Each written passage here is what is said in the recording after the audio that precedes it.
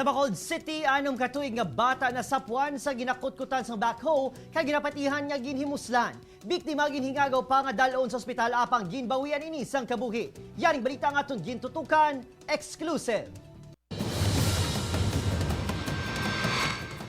Ikawalo sa siyam ka mag-ululutod ang anong katuig nga si alias Jem, grade 1.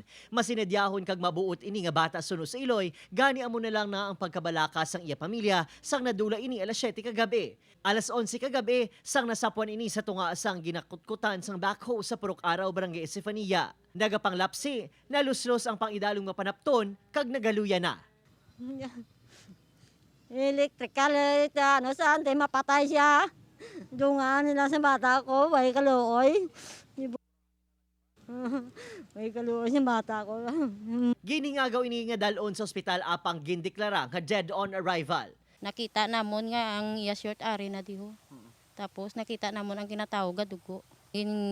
Tapos nagamba ka mga ginirape gid saya, ginimuslan gid saya. Ginatudlo suspect si Dexter Villajuan. Nakita nini sa isa ka birthday party ginasabak-sabak ang biktima kag ginahalok-halokan pa. Ginpanginwala sang suspect nga ginhimuslan ng bata. Apang aminado ini nga ginupod ang bata kahapon apang ginaaligar nga naaksidenteng bata kag dala sa kakulba ginbilin kuno niya ini. Way ko gid siya ma-rape. Ano nung nga ako lang to nalampos ko lang gid siya tapos way na ko dahil kabalo na akwat ko na lang sang indala ko sa ano sa babaw to sa dito sa daw bungid-bungid.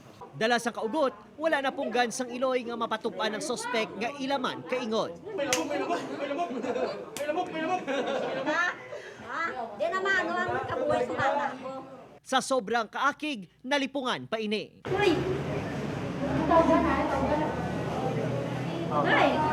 Ang Iloy sang suspect nangayo sang pasaylo sa pamilya sang biktima. Bisan mag-sorry kuya sir, bisan mga kuya pasensya, hindi na yung mabalik.